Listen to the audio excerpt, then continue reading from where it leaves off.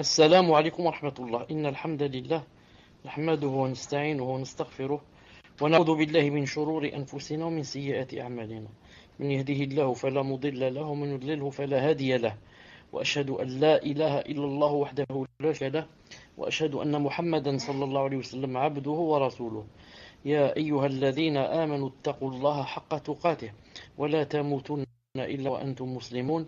يا أيها الناس اتقوا ربكم الذي خلقكم من نفس واحدة وخلق منها زوجها وبث منهما رجالا كثيرا ونساء، واتقوا الله الذي تساءلون به والأرحام إن الله كان عليكم رقيبا.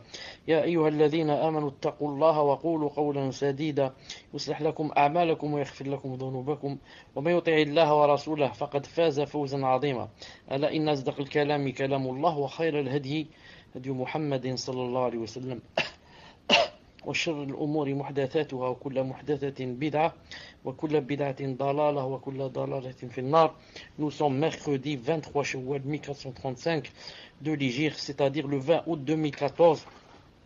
Nous allons poursuivre donc la lecture de quelques fatwas de Cheikh Al-Albani rahimahullah ta'ala, du livre que j'ai qui s'appelle Cheikh Al-Albani Fatwa contemporaine. طيب.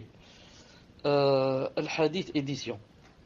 Sauf qu'aujourd'hui, Inch'Allah Ta'ala, je vais sauter quelques questions. Pourquoi? Parce que je trouve que des fois, il y a certaines questions qui sont plus élevées que votre niveau. Donc, je saute vers d'autres qui sont à notre niveau, d'un côté et de l'autre, qui contiennent beaucoup plus de fawaïd, Inch'Allah Ta'ala. La première, c'est la question numéro 24. L'étudiant en sciences religieuses est-il tenu d'apprendre la langue arabe et de s'exprimer en arabe?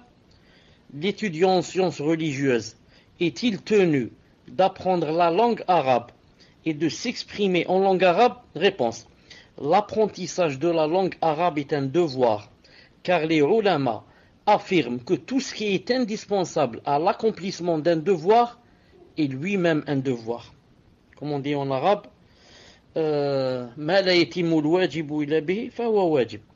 or, un étudiant en sciences religieuses ne peut comprendre le Coran et la Sunna que par le biais de la langue arabe. En revanche, s'exprimer en langue arabe fait partie des choses recommandables, car il n'existe aucune preuve religieuse qui rende cet exercice obligatoire. Certains, surtout les savants d'autrefois, comme Shafi'i rahimahullah et ensuite Cheikh l'Islam et d'autres, étaient vraiment sévères dans le fait que quelqu'un ne parle pas en arabe. Surtout, Cheikh l'Islam qui est allé jusqu'à dire que celui qui parle ne parle pas en arabe, c'est-à-dire en une autre langue, sans raison, il a dit ça rentre dans l'hypocrisie, ça rentre dans le nifaq, c'est-à-dire moi, je connais bien l'arabe et je suis avec des arabes et je vais parler en français, ou là je vais parler en anglais ou bien. Donc il a raison, donc c'est comme si je n'aimais pas cette langue ou je la maîtrisais. Ou alors que je me réjouissais à parler d'une autre langue et je vais me vanter en parlant une autre langue. Mais par rapport à celui qui n'a pas l'arabe, bien sûr qu'il est excusé, il faudrait qu'il fasse des efforts pour l'apprendre, car c'est une clé principale pour comprendre le din bi subhanahu wa ta'ala. Vous avez remarqué peut-être que si quelqu'un va dire j'apprends pas l'arabe, je peux apprendre le din par exemple en langue française. Qu'est-ce qu'on va lui répondre? On va lui répondre, c'est très simple. Jamais de la vie, tu ne pourras atteindre le niveau de celui qui a appris le din en arabe. Pourquoi? Allah Ta'ala a fait descendre le Coran en arabe. Et les hadiths du prophète sont en arabe. Et tout est expliqué en arabe. Donc on va traduire de l'arabe vers une autre langue. Vers le français, vers l'anglais, vers l'allemand. C'est impossible que ça donne à 100%. C'est impossible que ça donne à 100% la concordance. C'est pour cela que celui qui va apprendre son din en une autre langue aura toujours des manques. Des manques dans la compréhension. Question numéro 25. L'étudiant en sciences religieuses, doit-il mémoriser le Saint-Coran? L'étudiant en sciences religieuses, doit-il apprendre le Coran par cœur? Réponse. La mémorisation du Coran est de l'ordre de l'obligation collective. Fard kifa'i. C'est-à-dire que ce n'est pas obligé pour toute personne d'apprendre le Coran par cœur. Mais, quelques-uns dans la Ummah doivent apprendre le Coran par cœur. Pour que, on ne le perde pas. Même si Allah subhanahu wa ta'ala a promis que le Coran ne se perdrait pas. Le cheikh dit, il suffit que certains s'en acquittent, c'est-à-dire après le Coran, pour que les autres en soient dispensés. Par conséquent, il n'est pas obligatoire pour chaque individu musulman d'apprendre le Coran par cœur, car il n'existe aucune preuve à ce sujet. Il n'existe aucune preuve à ce sujet comme quoi toute personne doit apprendre le Coran, sinon elle sera châtiée au qiyamah. Et alhamdoulilah qu'il n'y a pas cela. Sinon ce serait vraiment difficile pour nous. Donc je dis, ça j'ajoute, c'est moi qui ajoute, si la mémorisation du Coran en entier n'est pas obligatoire, qu'en est-il seulement l'ahkam, seulement les règles du Coran? C'est pour cela que, peut-être Cheikh a oublié ici de dire une chose importante, ce qui est obligatoire d'apprendre comme Coran, c'est le Coran avec lequel on fait la prière. Comme par exemple, au moins, le Fatiha. Au moins le Fatiha, car la personne ne peut pas prier sans le Fatiha, comme vous le savez. Si elle est débutante, elle dit, subhanallah, alhamdoulilah, la ilaha illallah, le temps qu'elle apprenne le Fatiha. Taïb. Autre chose, sur là, on va passer à une autre question. Taïb. Question numéro 35. Quelle doit être l'attitude du musulman ordinaire face à un hadith authentique qui serait en contradiction avec un autre hadith authentique? Quelle doit être l'attitude du musulman ordinaire, ça veut dire des gens de la masse, face à un hadith authentique qui serait en contradiction avec un autre hadith authentique? Je dis entre parenthèses, qui serait en contradiction apparente. C'est-à-dire, pour nous, il y a contradiction. Sinon, il est impossible que deux hadiths authentiques se contredisent. C'est impossible. S'ils se contredisent, ça veut dire que l'un hadith n'est pas authentique. L'autre seulement est authentique. Ou bien, les deux sont authentiques et se contredisent, ça veut dire que l'un des deux hadiths a été abrogé. Là, c'était autrefois. Ensuite, ce hadith a été abrogé. Maintenant, c'est son contraire qu'il y a. Naam. Cheikh dit, selon le dire de l'ensemble des jurisconsultes, c'est-à-dire le ulama, le musulman ordinaire n'a aucune école juridique. Son école est celle de son mufti. C'est-à-dire que, quelqu'un qui fait partie des gens de la masse, il ne peut pas dire je suis maliki, je suis hanbali, je suis shafi'i, je suis hafi. Non. Mais plutôt, il suit les qui? Son mufti. Lorsqu'il va au savant, il lui pose la question et le savant lui répond. C'est ce savant qui est son école avec ses réponses. Or, il dit, il ne prendre le sens profond de ce hadith, ni l'adopter qu'avec l'aide d'un savant consulte. Le statut de la compréhension du hadith est le même que celui du hadith. Nous ne pouvons pas ouvrir la porte de la compréhension du hadith aux musulmans ordinaires qui ne savent pas. Non. On ne peut pas dire à quelqu'un, des gens de la masse, voilà, il y a devant toi, par exemple, Sahih Bukhari. Alors, ouvre-nous Sahih Bukhari, lis-nous les hadiths et explique-nous. C'est impossible qu'il explique lui-même le hadith. Que veut dire le hadith? Non, ça, il faut un savant pour l'expliquer. Il a dit, nous ne pouvons pas ouvrir la porte de la compréhension du hadith aux musulmans ordinaires qui ne savent pas. La parole du Très-Haut, lorsque Allah Ta'ala a dit, demandez donc aux gens du rappel, si vous ne savez pas, divise la société musulmane en deux groupes. Un groupe qui sait et un groupe qui ne sait pas. Ensuite, Cheikh Rahimahullah dit, il a imposé au groupe qui ne sait pas d'interroger les gens du premier groupe, à savoir le groupe qui sait. De même que ce musulman ordinaire a connu l'authenticité du hadith par le biais d'un savant, il lui reste aussi à connaître la compréhension du hadith par l'intermédiaire d'un jurisconsulte, d'un savant. C'est celui qui a la connaissance du livre et de la sunna. Naam. Je vous donne un exemple pour comprendre ce qu'il veut dire ici. Je vais voir s'il y a la suite ou il n'y a pas. Naam. Par exemple, les hadiths qui se trouvent dans le Bukhari. Naam. Par exemple, ils sont sahih. طيب. Moi, qui me prouve qu'ils sont sahih? Normalement, moi-même, je vais prendre chaque hadith et je vais chercher dans les chaînes de distribution pour arriver à la fin à une conclusion, le hadith est sahih ou n'est pas sahih. La même chose, c'est à peu près ce qu'a fait Cheikh Al-Albani rahimahullah. Mais est-ce que toute personne peut faire cela? Est-ce que moi je peux faire cela? Est-ce que toi tu peux faire cela? Est-ce que mon père peut faire cela? Est-ce que ta mère peut faire cela? C'est pas possible. Donc nous, qu'est-ce qu'on fait dans ce qui concerne les hadiths, en ce qui concerne leur authenticité, leur faiblesse, etc., leur statut? On est des imitateurs. Ça, on imite le Bukhari, on imite le Tirmidhi, on imite Cheikh Al-Albani, et comme ça. Sinon, toute personne qui a les moyens de ne pas imiter, ça lui devient interdit d'imiter.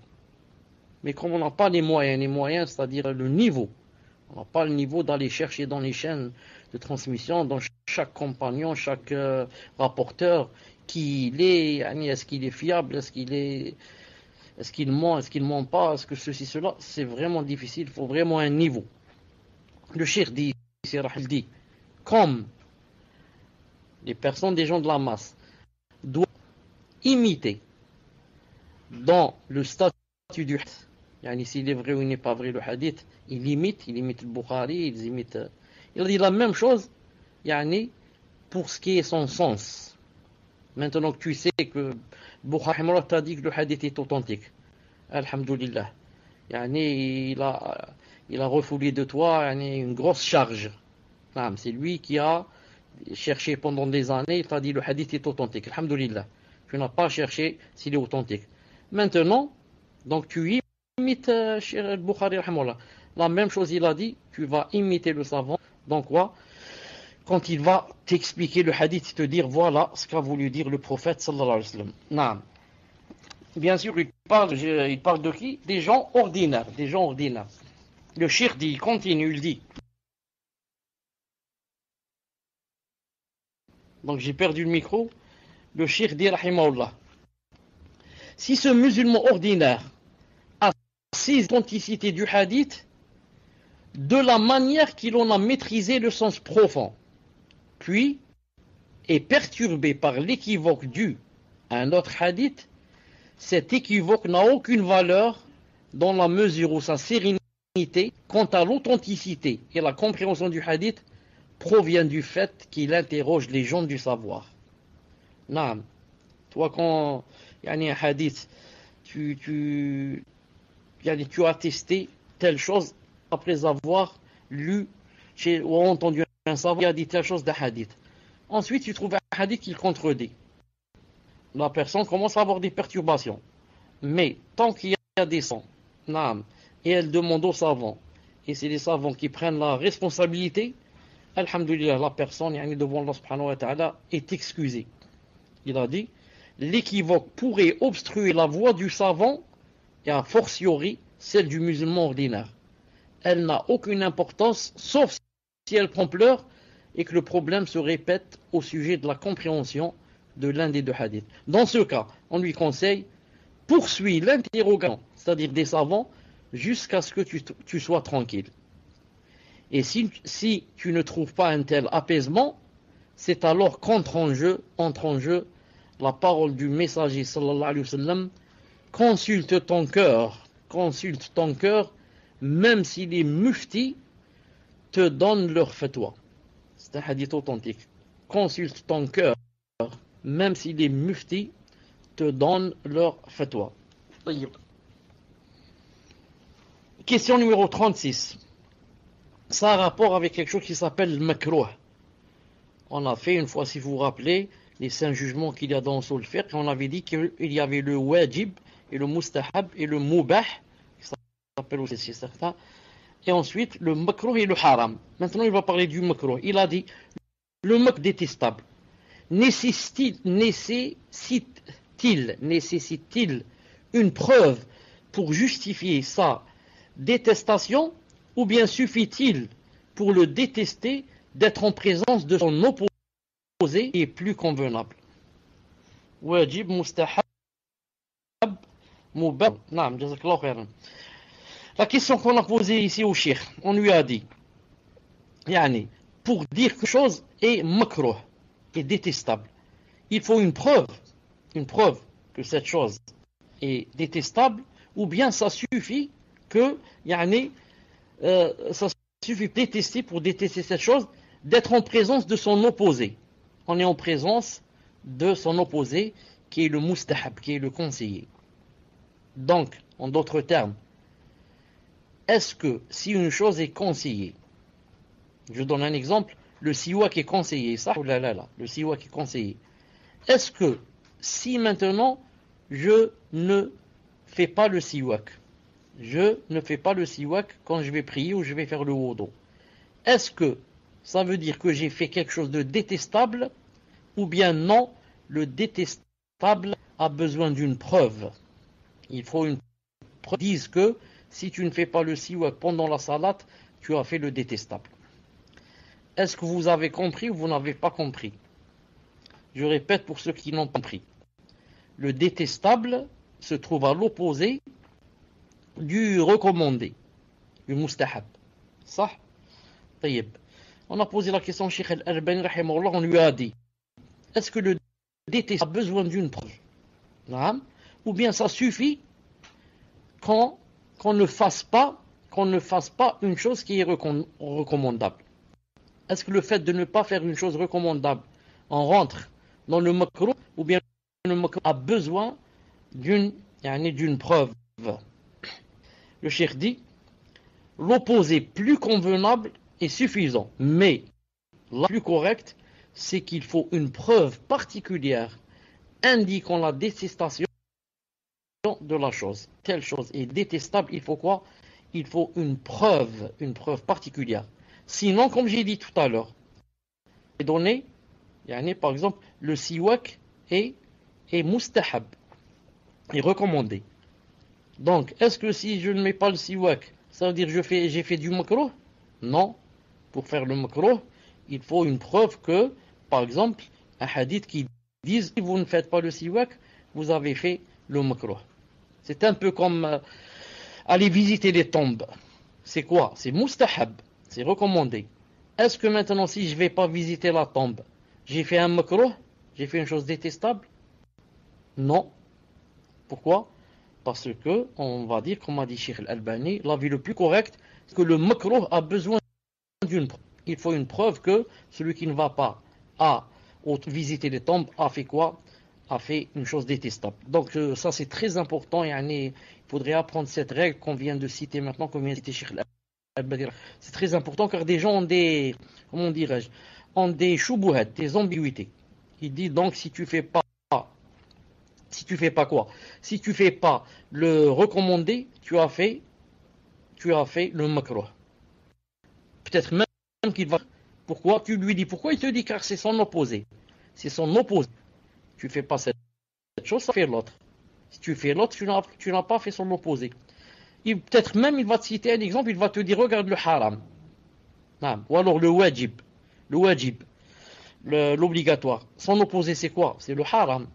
Si tu n'as pas fait l'obligatoire, il va dire tu as fait le haram. Ou alors si tu as fait le haram, tu n'as pas fait l'obligatoire. Et si la personne connaît la règle, il sait, Inch'Allah Ta'ala, comment répondre, bi'idhnillahi Ta'ala.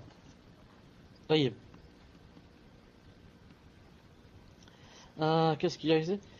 Question numéro 37. Dans un hadith, le messager alayhi salam a dit, la nuit où l'on me fit faire le voyage nocturne, Mi'raj. Non, Isra ou Mi'raj, c'est ça le Mi'raj. Je ne rencontrai pas un groupe d'anges sans qu'ils me recommandent, ô Muhammad, enjoins à ta communauté de pratiquer la saignée, le hijama. Alors, question, le terme enjoint a-t-il valeur d'eau? Est-ce que ça veut dire que c'est obligé? Naam. Ou alors c'est seulement recommandé? Cheikh répond non. On désigne cela comme étant plutôt un conseil. Naam. C'est-à-dire, ya Muhammad conseille ta nation de faire la saignée. Conseiller de faire la saignée, le hijama. Il s'agit d'une injonction de recommandation et non d'une obligation. Et Allah Ta'ala, c'est mieux. Question numéro 38 dans la Aqida, très importante, comme la numéro 37. Le messager, alayhi salatu salam, a-t-il vu son Seigneur, Azza wa Jal, c'est-à-dire le jour de l'ascension? Réponse, l'avis prépondérant est que le prophète, sallallahu alayhi wa sallam, n'a pas vu son Seigneur avec ses yeux, mais avec son cœur et sa clairvoyance. Ceci est étayé par la question qu'on lui a posée. On lui a dit, sallallahu alayhi wa sallam, as-tu vu ton Seigneur? Il a répondu, une lumière, Nour, une lumière. Comment aurais-je pu le voir? Nour, anna arah. Dans une autre narration, j'ai vu une lumière. Il a par conséquent déclaré qu'il a vu une lumière empêchant l'être humain de voir son Seigneur. Dans un autre hadith, il explique son voile et lumière. Hijabu nur. Son voile et lumière. N'eût été ce voile, l'éclat de sa face fumerait toute chose. Tout ça, c'est le même hadith. Son voile et lumière. N'eût été ce voile, l'éclat de sa face consumerait toute chose. Le cheikh dit, les deux hadiths sont rapportés dans le Sahih de Imam Muslim, alayhi rahmatullah. Dans les deux hadiths, dans les deux Sahih, Bukhari Muslim, Masruq radiyallahu ta'ala anhu, à la mère des croyants, Aïcha radiyallahu ta'ala anha, ô mère des croyants, Muhammad vu son Seigneur? Elle répondit, tes propos m'ont fait dresser les cheveux sur la tête. Tes propos, quand tu as dit ça, ça m'a fait dresser les cheveux sur la tête. Naam. Ensuite, elle a dit, il reprit, ô mère des croyants, sois indulgente avec moi et ne me presse point. Et ne me presse point. Naam. Alors, il a dit, ô mère des croyants, sois indulgente avec moi et ne me presse point. Allah glorifié et exalté soit-il, ne dit-il pas dans son livre, Allah Ta'ala n'a-t-il pas dit dans son livre, il l'a pourtant vu lors d'une autre descente, près du lotus de la limite. Elle répliqua, je suis la personne la plus instruite à ce sujet. J'ai interrogé le messager sallallahu alayhi wa sallam et il a répondu, j'ai vu Jibril sous la forme dans laquelle il a été créé à deux occasions. Il avait 600 ailes et il avait couvert l'horizon. Donc elle lui a montré que ce que tu crois toi dans le verset, qu'il parlait d'Allah Azza wa Jal, c'était faux. Mais plutôt il parlait de Jibril, que Muhammad alayhi salam a vu Jibril 2 fois. Puis elle ajouta, celui qui vous affirme 3 choses aura certes proféré 3 énormes mensonges à l'encontre d'Allah. Le premier, celui qui prétend que Muhammad a vu son Seigneur aura préféré un grand mensonge au sujet d'Allah. Ensuite elle récita le verset, il n'a pas été donné à un mortel qu'Allah lui parle autrement que par révélation ou de derrière un voile ou qui lui envoie un messager. Donc, il n'y a pas, il le voit. Il lui parle par révélation ou derrière un voile ou par l'intermédiaire d'un messager. Ensuite, elle a cité un autre verset. Les regards ne peuvent l'atteindre, cependant qu'il saisit tous les regards. Les regards ne peuvent l'atteindre, cependant qu'il saisit tous les regards. Donc, elle s'est basée sur ce verset. Les regards ne peuvent l'atteindre. Deuxième chose, elle a dit, celui qui soutient que Muhammad connaissait l'invisible a proféré un grand mensonge au sujet d'Allah. Puis elle récita le verset, dit, nul de ceux qui sont dans les cieux et sur la terre ne connaît l'inconnaissable à part Allah Azza wa Jal. Ensuite elle ajouta, celui qui déclare que Muhammad a tué, du verbe taire, a tué quelque chose qu'il a reçu lors de transmettre, a proféré un grand mensonge au sujet d'Allah. Puis elle récita le verset, ô messager, transmets ce qui t'a été descendu de la part de ton Seigneur. Si tu ne le faisais pas, alors tu n'aurais pas communiqué son message. Taïeb. Question numéro 39. Ça fait combien de temps qu'on fait une demi-heure à peu près? Taïeb. 20 minutes. Une seconde. Une seconde. Une seconde. Oui.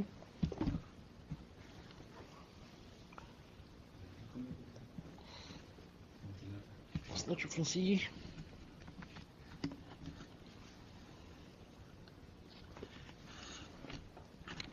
Vous me dites comme ça, est-ce que vous m'entendez? Alhamdulillah. Question numéro 39. Le voyage nocturne du messager sallallahu alayhi wa sallam et son ascension ont-ils eu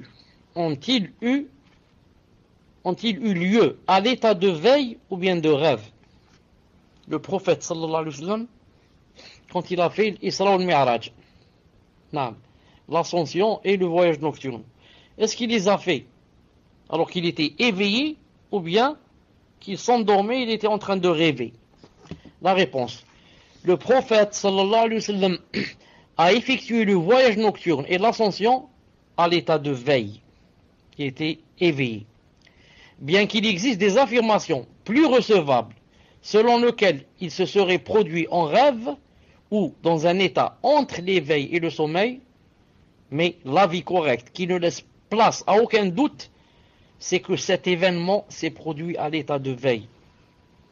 Ensuite, ici il va donner une preuve.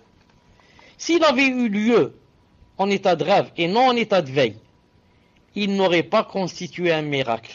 Il n'aurait pas constitué un miracle, poussant certaines personnes à la fois faibles à douter de leur religion et les polythéistes à se moquer du prophète sallallahu alayhi wa sallam.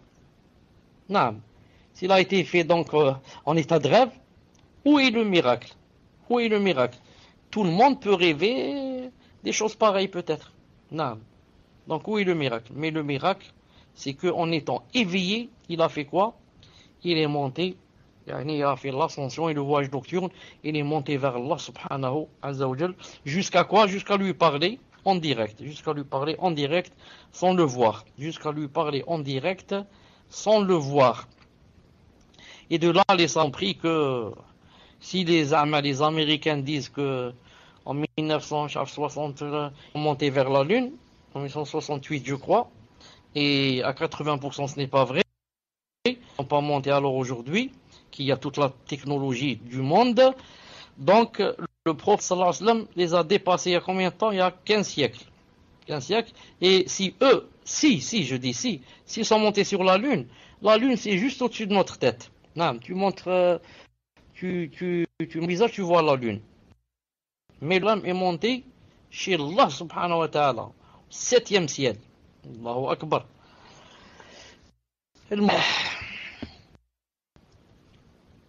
Question numéro 40.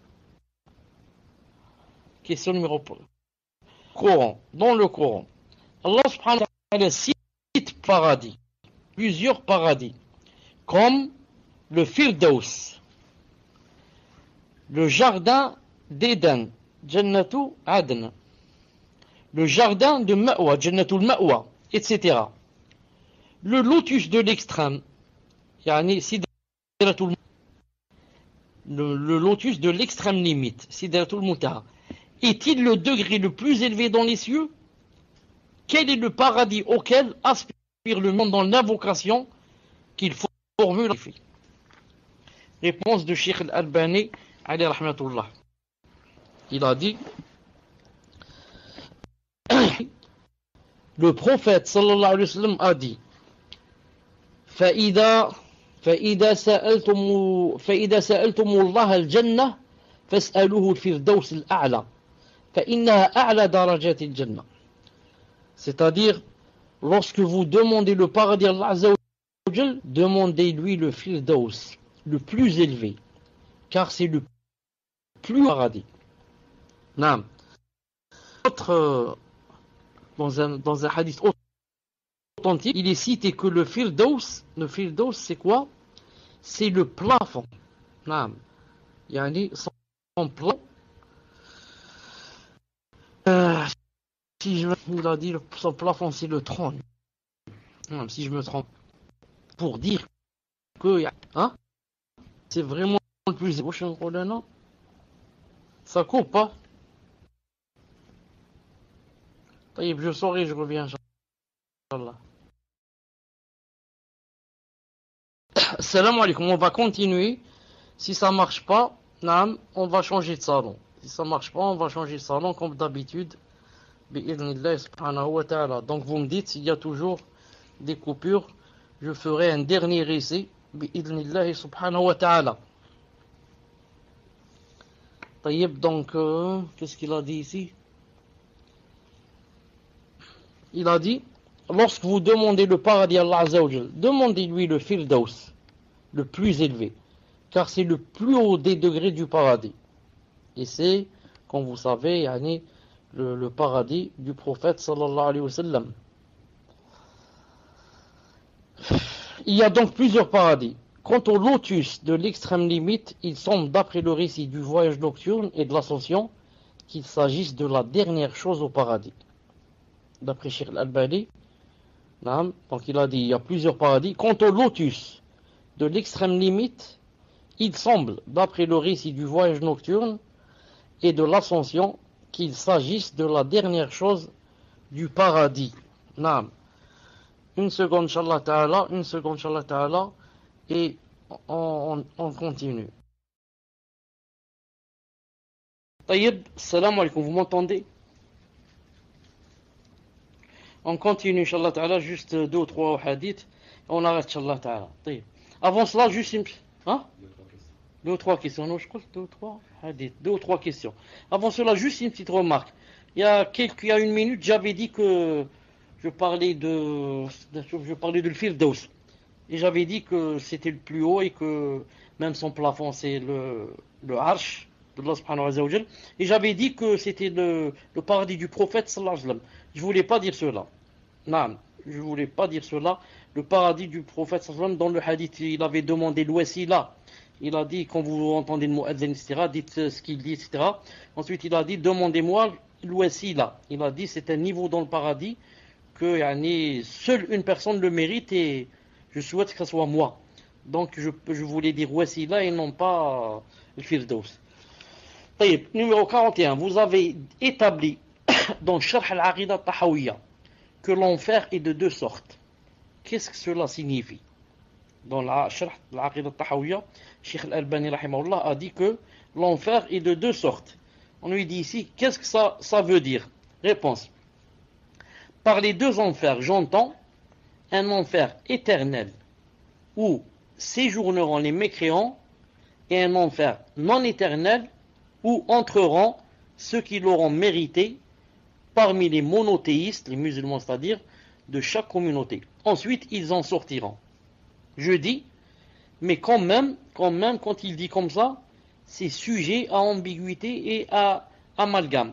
Quelqu'un peut donc comprendre qu'il y a donc 2 enfers. Un enfer dans lequel vont entrer les kuffars et un enfer dans lequel vont rentrer les musulmans. Naam. Jazakallahu khairan pour le hadith. Ensuite, mais la vérité, c'est-à-dire ou plutôt le plus vrai, c'est qu'il y a un seul enfer. Inch'Allah ta'ala. Bon, il y a khilaf. Mais l'adi nata'abbad Allah puis subhanahu wa ta'ala, c'est qu'il y a un seul enfer. Mais cet enfer contient une partie pour les kuffars et une partie pour les musulmans. Ou alors disons, cet enfer, le plus bas, plus tu descends, plus c'est pour les kuffars. Et en haut, plus on monte, c'est pour les musulmans. Et le plus bas de l'enfer, c'est pour qui? C'est pour les kuffars bien sûr, mais qui des kuffars? Les hypocrites. Inna al-munafiqina fi darki. Et dans une autre récitation, fi daraki. Al-asfal min an-nar. Dans le plus bas de l'enfer. Donc il y a les hypocrites. Ensuite il y a des kuffars normaux, même si les hypocrites sont aussi des kuffars. Ensuite, j'ai dit il y a des kuffars qui ne sont pas hypocrites, seulement kuffars. Et ensuite on monte jusqu'à ce qu'il y ait les musulmans, ceux qui ont fait beaucoup de péchés, ensuite le moins, et comme ça. Qu'Allah Ta'ala nous préserve. Question numéro 42. Les morts entendent-ils? Est-ce que les morts entendent? Non. Et la réponse, bien sûr, va servir à beaucoup de choses. Exemple. Si je dis, par exemple, que le mort entend, ça veut dire, quand je vais devant sa tombe, je peux lui parler. Puisqu'il m'entend. Donc, je dis à mon père qui est mort, et à mon père, repose en paix, Inch'Allah Ta'ala, je suis en train de te faire des doigts. Toute la famille va bien. Les filles se sont mariées. Tous les garçons travaillent. X a eu son bac et comme ça. Puisqu'il entend. Donc, je vais devant lui et je parle. Mais s'il n'entend pas, donc à quoi ça sert de parler devant la tombe? Et surtout, à quoi ça sert pour les mouchriquines de faire des doigts et de lui dire donne-moi des enfants et fais tomber la pluie et refoule de moi des problèmes. J'ai un grand problème avec mes voisins, avec la police. Donc je vais maintenant égorger un mouton devant toi et essayer de refouler de moi ce problème. C'est-à-dire, certains font comme ça. Ils disent celui-là c'est un saint. Donc, il peut, même en étant mort, il peut gérer. Ça veut dire qu'ils l'ont pris pour un dieu. C'est aussi un dieu celui-là. Il gère avec Allah subhanahu wa ta'ala, même en étant mort. Qu'Allah ta'ala nous préserve. Réponse. Est-ce que les morts entendent ou n'entendent pas? Réponse du Cheikh Al-Albani alayhi rahmatullah. Il a dit, lors de la bataille de Badr, lorsque Allah Azza wa Jal décima les grands de Quraysh, lorsque Allah Ta'ala décima et extermina les grands de Quraysh, les grands, Abu Jahl et la clique, entre parenthèses Abu Lahab, qui est le cousin, qui est l'oncle du prophète sallallahu alayhi wa sallam, n'a pas participé à Badr. S'il avait participé, il aurait été décimé. Il n'a pas participé. Pourquoi? Car autrefois, il y avait une coutume chez les Arabes, de Quraysh surtout, que quand c'est par exemple une bataille, il y a une guerre, ou bien tu viens personnellement pour participer, ou bien tu envoies quelqu'un à ta place, tu le délègues. Et Abu Lahab, qui est l'oncle du prophète, sallallahu alayhi wa sallam, l'oncle paternel, n'a pas été ce jour-là. Il a délégué quelqu'un à sa place. Donc, celui qui est mort, c'est Abu Jahl. Et Abu Jahl n'est pas son oncle, comme vous savez, car certains confondent. Il n'est pas son oncle. Al-Muhim, lorsque la bataille s'est terminée, que Allah Ta'ala a exterminé les têtes des kuffars, les sanadides, alors qu'ils étaient combien? Subhanallah, 300 contre combien? 3000 si j'ai une bonne mémoire. 300 seulement. Ou alors 1000, là. 1000 peut-être, si j'ai une bonne mémoire. 1000 contre 3000. 300. Al-Muhim, c'est pas le nombre qui est important, mais ce que je veux dire, quand maintenant Abu Lahab, son oncle qui n'est pas parti à la bataille de Badr, quand on lui a ramené quoi? On lui a ramené, yani, quand il a eu vent de ce qui s'est passé, il a eu vent que voilà, yani, c'est les musulmans qui ont eu la victoire et que yani, la plupart des grands étaient décimés. Qu'est-ce qui lui est arrivé? Il est mort. Non, son oncle, Abu Lahab, est mort par crise cardiaque, ce qu'on appelle crise cardiaque, par chagrin. Non, il n'a pas pu se contenir, il n'a pas pu accepter cela, il est mort. Il dit ici, lorsque Allah Ta'ala décima les grands de Quraysh et qu'ils furent jetés dans le puits de Badr à la fin des combats, le prophète sallallahu alayhi wa sallam vint se tenir devant le puits et interpella ces morts par leur nom en leur disant: je trouve que la promesse de mon Seigneur est véridique. Avez-vous trouvé véridique la promesse de votre Seigneur? Comme ça, il leur parlait alors qu'ils étaient morts et jetés dans le puits.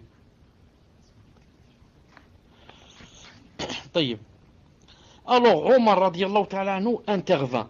Ô messager d'Allah, tu interpelles des corps sans âme, tu interpelles des morts. Ceux-là, ils n'ont plus d'âme. L'âme est montée chez Allah subhanahu wa ta'ala. Donc, comment se fait-il que tu les interpelles? Est-ce qu'ils entendent? Donc, le cheikh dit, Omar ibn Khattab radiallahu ta'ala déclare ce qu'il a appris du prophète sallallahu alayhi wa sallam, à savoir que les morts n'entendent pas. À ce propos, ces paroles du Très-Haut suffisent. Lorsqu'Allah Ta'ala dit, tu ne peux faire entendre les morts, ni faire entendre l'appel aux sourds. La tusmi'u al-mawta. La tusmi'u al-mawta. Et tu ne peux, à l'autre verset, tu ne peux faire entendre ceux qui sont dans les tombeaux. La tusmi'u man fil qubur. Inna Allah yusmi'u man yasha'u ma anta bimusmi'in man fil qubur.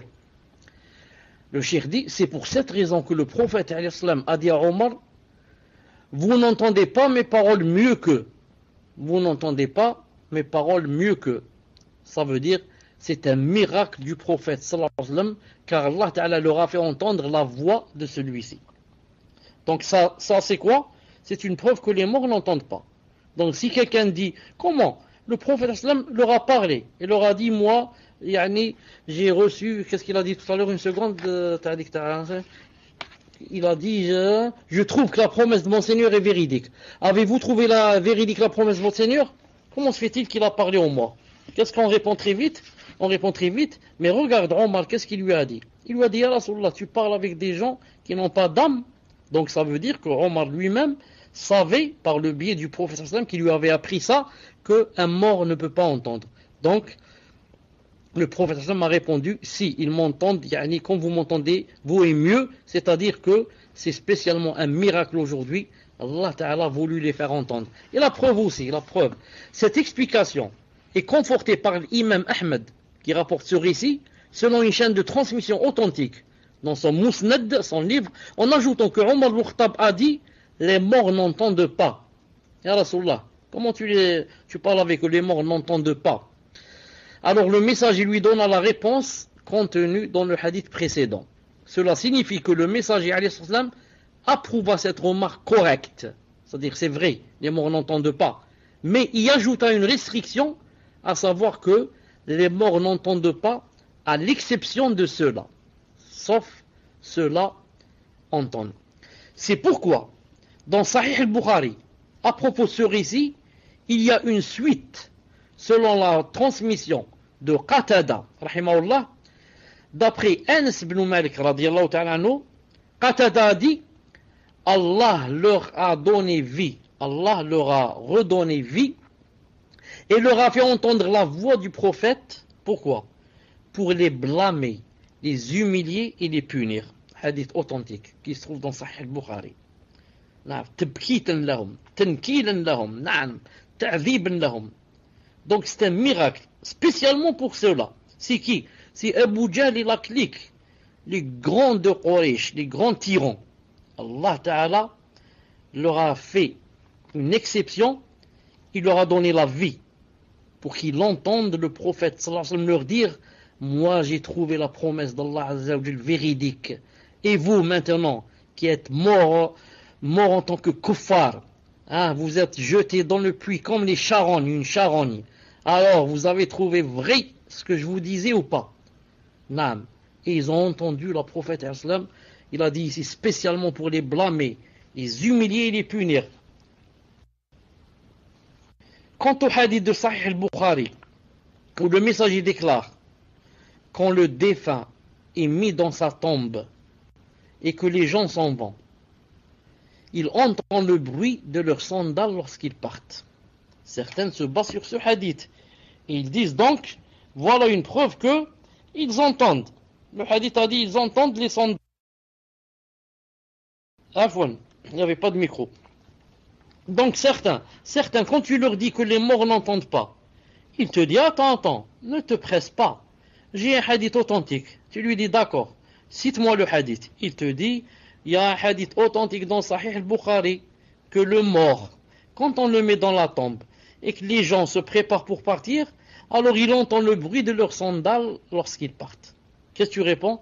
Tu dis: ceci est une exception à la règle générale, à savoir que les morts n'entendent pas, sauf dans cet endroit-là, ils entendent.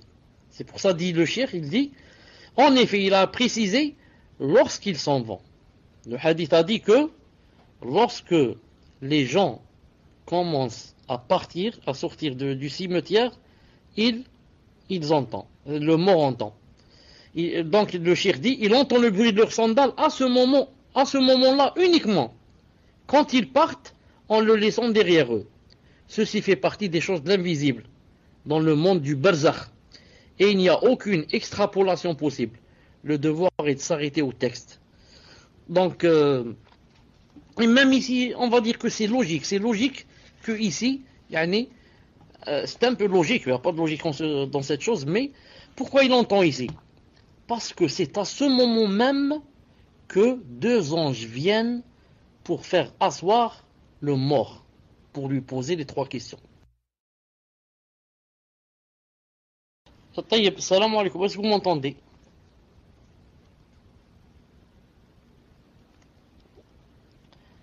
Alhamdulillah. Donc je disais que le mort pour poser trois questions. Naam. Quand on assoit le mort, les deux anges vont venir pour asseoir le mort pour qu'il réponde aux trois questions. Donc Allah Ta'ala va lui redonner la vie ici, pour qu'il réponde aux questions. Un corps tout seul ne peut pas répondre, il faut l'âme avec. Et l'âme maintenant était chez Allah Ta'ala, il ordonne aux anges de la faire descendre et de la replacer dans le corps de la personne pour que la personne réponde aux trois questions. Là, quand elle est en train de répondre, en même temps, le mort entend les gens à 1 mètre.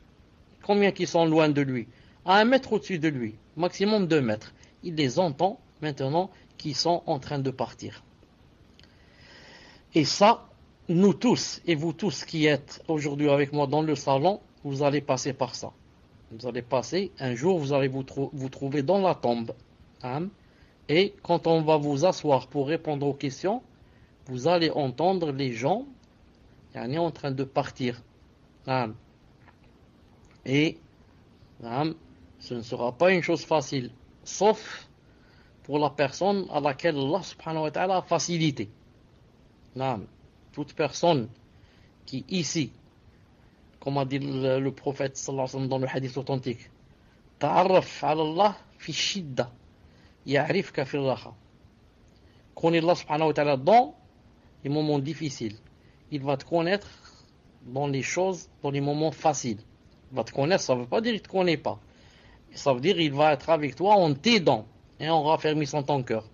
Maintenant, si la personne fait des efforts pour plaire à Allah subhanahu wa ta'ala et lui le ravir et faire ce que Allah ta'ala aime, quand tu seras dans les difficultés, et il n'y a pas plus grande difficulté que d'être dans la tombe, alors tu verras que Allah subhanahu wa ta'ala sera avec toi en t'assistant, en raffermissant ton cœur et en permettant à ta langue de répondre aux 3 questions, même si yani, ta tête n'est pas avec toi. Ton cœur n'est pas avec toi, mais la réponse sortira bi'idhnillahi ta'ala conforme, comme il faut répondre. Bi'idhnillahi subhanahu wa ta'ala, puisse Allah subhanahu wa ta'ala raffermisse nos cœurs et nos langues, surtout ce jour-là. والله تعالى أعلم آمين سبحانك اللهم وبحمدك أشهد أن لا إله إلا أنت أستغفرك وأتوب إليك. On va commencer Inch'Allah Ta'ala dans 5 minutes بإذن الله تعالى. Maintenant Wasbak Fawzi, tu avais quelque chose à dire par rapport à une reconvertie, et quand je vais commencer les questions Inch'Allah Ta'ala, est-ce qu'il y a une sœur avec nous qui m'a posé une question sur Jinsul Amal? Jinsul Amal, si la personne est présente pour sa question Jinsul Amal, vous m'en faites part Inch'Allah Ta'ala. Tfadlal Fawzi. Salam alaikum wa rahmatullahi wa barakatuh. Est-ce qu'il y a du son?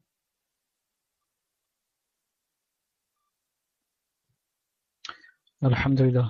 Afwan, j'ai eu une grosse coupure là d'internet, donc j'étais obligé de me reconnecter. Naam, en fait, j'ai reçu un mail de la part d'une sœur aujourd'hui, et en fait, cette sœur, elle vous demandait s'il y avait possibilité qu'elle partage en fait, qu'elle partage en fait sa reconversion pour les sœurs, Inch'Allah, reconverties. Et je vais vous lire ce qu'elle m'a envoyé. Assalamu alaikum wa rahmatullahi wa barakatuh. Tout d'abord, je tiens à dire à Cheikh qu'Allah le récompense par le meilleur ici-bas et dans l'au-delà pour tout ce qu'il nous apprend. Et à remercier aussi les admins, car mine de rien, ça demande beaucoup de temps. Amin. Je suis une sœur reconvertie de 19 ans et je me suis reconvertie à l'âge de 16 ans. Alhamdulillah. Je tiens à dire à mes sœurs qui souhaitent se reconvertir, n'attendez pas, car seul Allah connaît la date de notre fin. En tant que reconverti, c'est pas facile. De mon côté, j'ai été très éprouvé par ma famille, car je viens d'une île qui est très loin de l'islam. Mais, alhamdulillah, Allah m'a guidé. Quand vous faites une chose pour Allah, il vous facilite. J'ai été à plusieurs reprises mis à la rue par ma famille. Ou encore, je n'avais pas de quoi manger, mais alhamdulillah, j'ai patienté. J'ai fait des doigts et Allah m'a facilité. Et surtout, n'oubliez pas mes sœurs, que l'Ahumma est là. Et que si une sœur voit que vous êtes à la rue ou que vous n'avez pas de quoi manger, elle ne vous laissera pas seul. Ce ne sont que des épreuves. Et la patience est une vertu. Placez votre confiance à Allah et surtout dans des épreuves comme celle-ci. Comme celle-ci, il faut toujours dire Alhamdulillah, quoi qu'il arrive. Les épreuves sont dures, mais Allah ne donne pas à une âme une charge supérieure à sa capacité. Donc, ne baissez pas les bras, vaut mieux être éprouvé ici-bas qu'aller éternellement en enfer. La reconversion n'est pas une chose qu'on remet au lendemain. Quand on est convaincu qu'il y a de divinité digne d'adoration qu'Allah et que Muhammad sallallahu alayhi wa sallam est le messager d'Allah, n'hésitez pas à dire la shahada. Voilà, j'espère que les sœurs qui ne sont pas reconverties vont le faire et les sœurs éprouvées vont patienter. Et j'aimerais partager ce hadith. Le prophète sallallahu alayhi wa sallam a dit: notre Seigneur s'étonne de ses serviteurs qui perdent espoir. Alors que leur situation est sur le point de s'améliorer, il vous regarde. Lorsque vous êtes complètement désespéré, il ne cesse de rire. Il sait que votre délivrance est proche. Hadith Hassan. Barakallahu fikum d'avoir accepté de lire mon témoignage. Assalamu alaikum wa rahmatullah. Voilà, cher, barakallahu fikum, cher. Naam, j'ai entendu puisse Allah subhanahu wa ta'ala yani, la raffermir et nous raffermir nous tous. Nous tous on a besoin de raffermissement yani, sur cette voie car on ne sait pas d'ici demain qu'est-ce qui va arriver. On ne sait même pas d'ici un quart d'heure, 10 minutes, une minute qu'est-ce qui va arriver. Non. C'est comme ça que disaient les salafs. Tant que la personne n'est pas morte, non, tu ne sais pas comment tu vas mourir.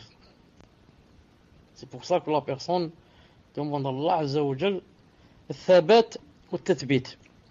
طيب. Ensuite, j'ajoute, la personne a dit ici une chose importante sur laquelle je voudrais aussi dire une chose. Quand elle a dit que celui qui veut se reconvertir, qu'il ne retarde pas. Elle a dit car on ne sait pas ce qui va arriver. Je dis,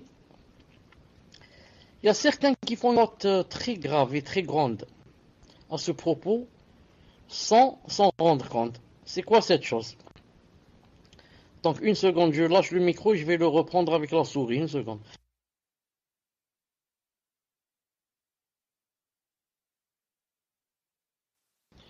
Je disais, c'est quoi cette chose? Vous m'entendez maintenant?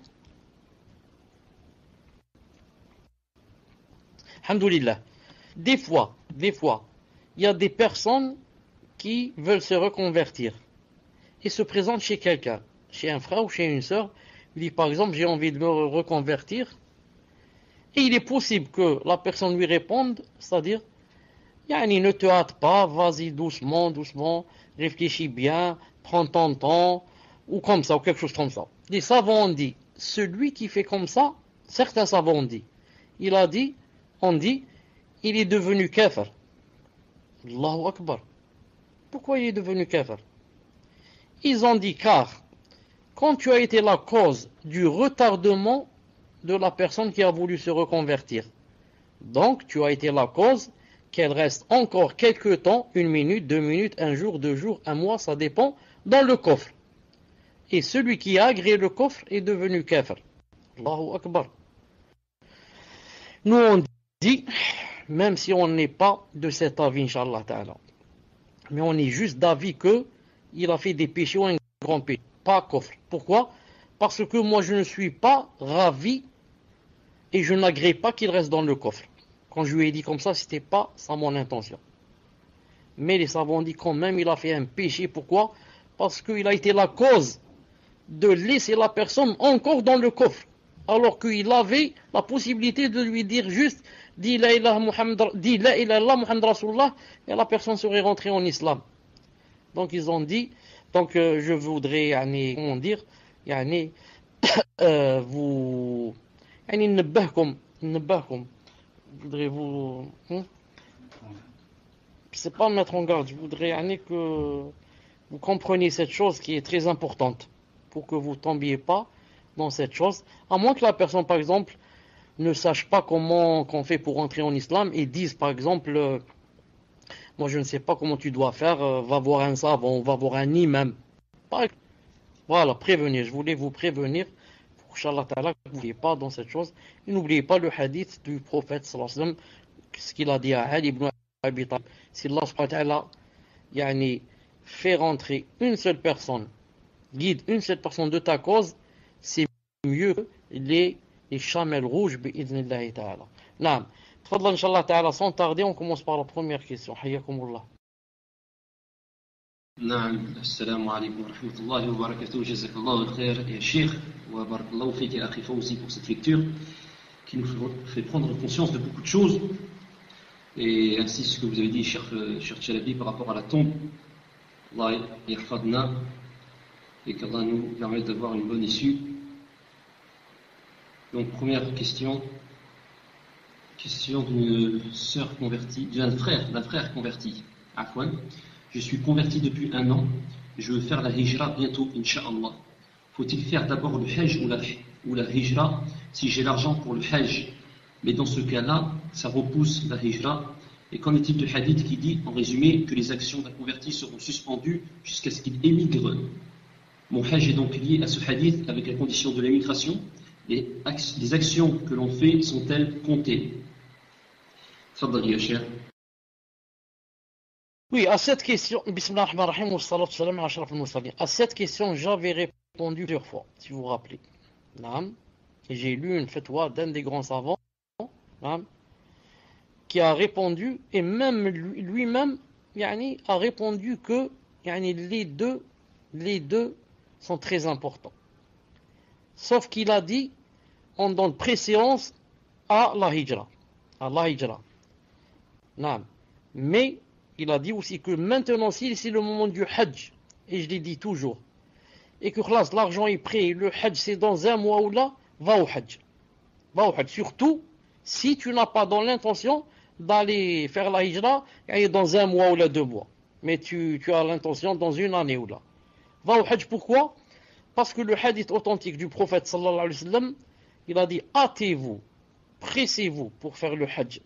Il a dit, il se peut que l'un de vous ait ensuite des entraves et des empêchements, c'est-à-dire qu'il n'ira jamais au hajj.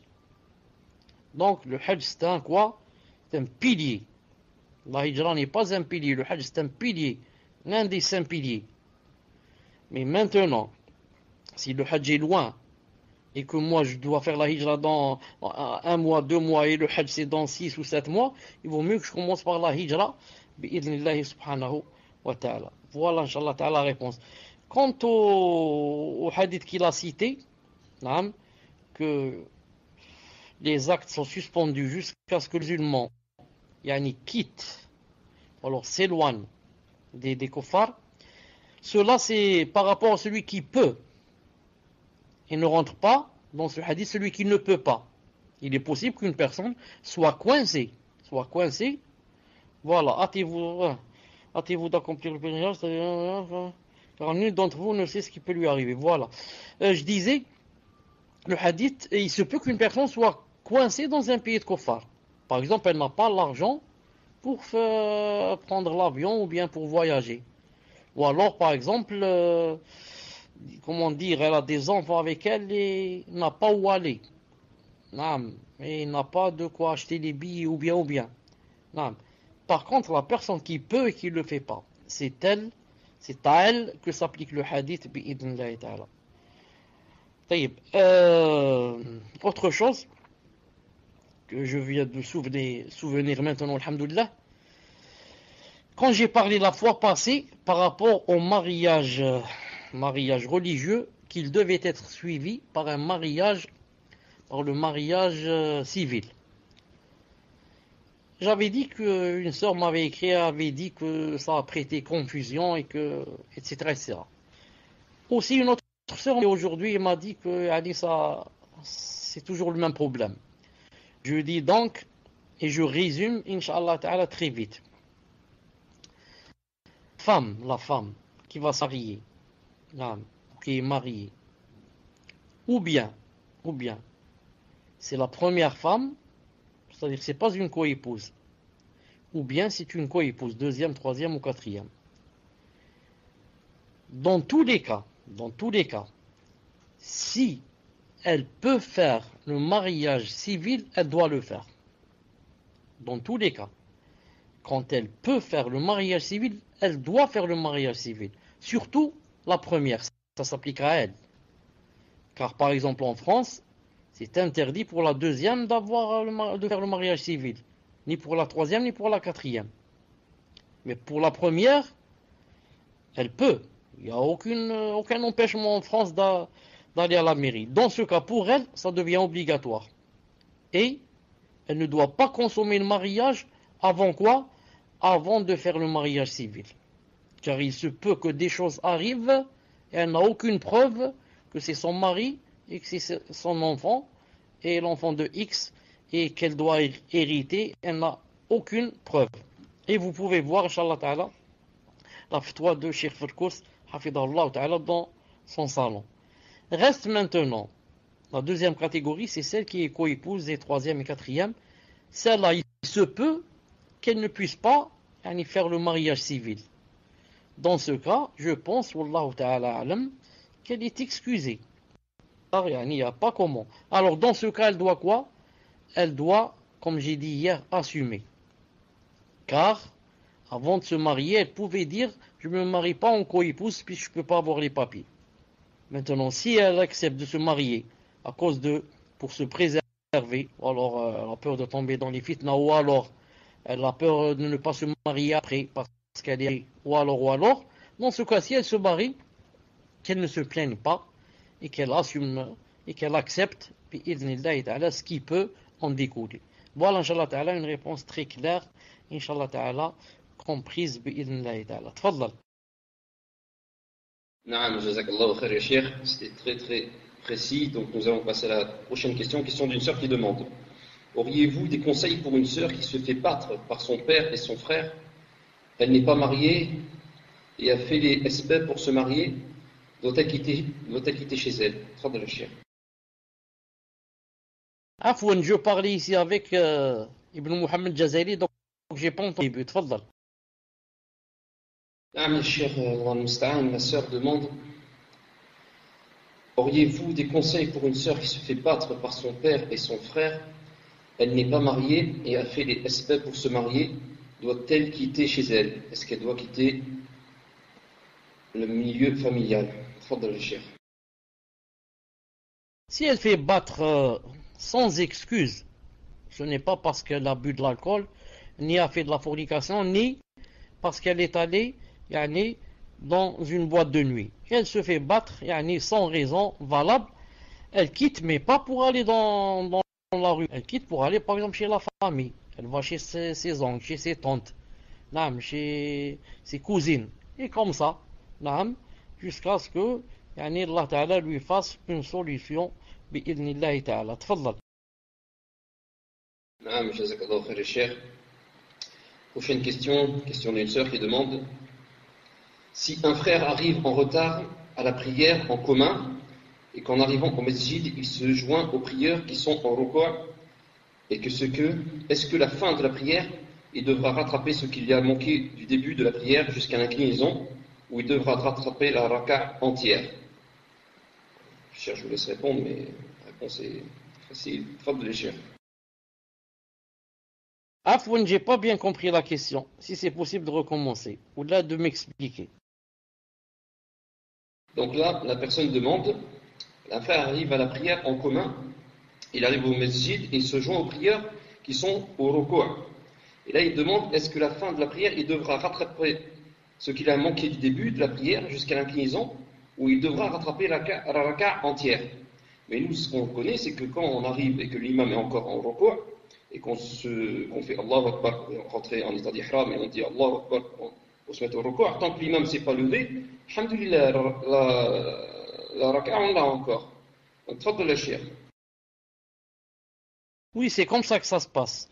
Quand je rentre dans la mosquée et que je trouve les prieurs dans le ruku', inclinés, je dis Allahu Akbar et j'attends juste un peu et je dis encore Allahu Akbar et je m'incline. Si maintenant, quand je m'incline pas encore, c'est-à-dire le temps que mes mains arrivent sur les genoux, ils n'ont pas encore relevé leur tête, ça veut dire que cette raka'a, je ne la répète pas, je ne la rattrape pas, car j'ai attrapé cette raka'a. J'ai attrapé avec eux cette raka'a. Mais si quand je dis Allahu Akbar et je me prépare pour descendre, ou alors juste je descends ma tête, ils se relèvent, ça veut dire que cette raka'a ne compte pas et je dois la rattraper. Mais ici, je nabbah pour une chose très importante, c'est quoi? C'est que si jamais je rentre dans la mosquée et les gens sont déjà inclinés, je n'ai pas le droit de m'incliner loin de loin. Et ensuite, je dis Allahu Akbar tout seul, je m'incline tout seul. Ensuite, je dis Sami Allah liman hamidah.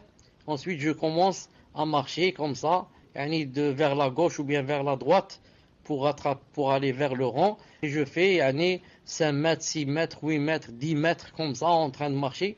Tout ça, ça annule la salat. Ça annule la salat. Il faudrait que je sois près d'eux, de façon à ce que si je dis Allahu Akbar et je m'incline, il faut que j'aille vers eux tout en étant incliné. Il ne faut pas que ça soit loin, plus de 3, comment on dit, khatouat. Naam, 3 pas. Naam, 1, 2, 3, je dois me trouver avec eux. Mais, comme j'ai dit, je ne dois pas lever la tête et dire Sami al-Hamidah tout seul. Et ensuite aller les rattraper. Certains ont dit, si j'ai une bonne mémoire, Cheikh Ibn Uthaymin a dit, la salat est nulle. Car tu dois dire Sami al-Hamidah avec eux, pas tout seul. Tfadal. Cher, juste pour un complément. Par exemple, lorsqu'on est en salat et une personne qui était devant nous se lève et part, et on cherche une sutra, qu'est-ce qu'il en est des 3 pas? Est-ce qu'on peut faire plus de 3 pas ou pas? Tfadal, cher. J'ai pas bien compris ta question, Barakallahu fik. Qu'est-ce que tu veux dire? En fait, imaginons que j'arrive en retard à la prière et que tout le monde a fini, et moi je me relève pour finir ma prière. Et la personne qui était devant moi, qui était ma sutra, elle s'en va. Et pour retrouver une autre sutra, je suis obligé de faire plusieurs pas. Qu'est-ce qu'il en est? Est-ce qu'on peut faire plus de 3 pas ou alors il ne faut pas faire plus de 3 pas par rapport à ça, pour chercher la sutra? Tfadal, cher. Naam, j'ai compris ta question. Quand par exemple, j'ai 2 rak'at à rattraper une rak'at, et je me suis levé, eux ils ont dit salam alaikum, moi je me suis levé. Et je priais, il y avait quelqu'un qui est en face de moi, donc c'est lui, c'est son dos. Maintenant il s'est levé. Quand il se lève, je vois. Si je peux avoir une sutra juste à ma gauche, ou juste à ma droite, ou juste derrière moi, ou juste devant moi, je le fais.